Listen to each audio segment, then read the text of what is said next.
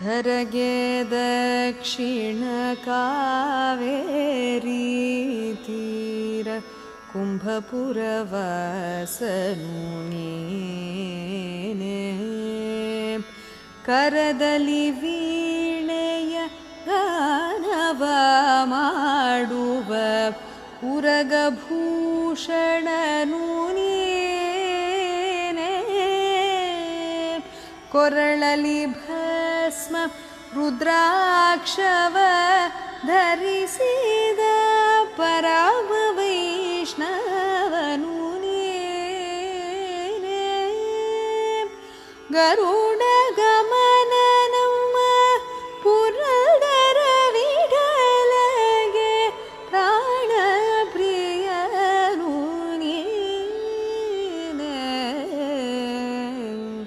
Chandrachud Shivashankara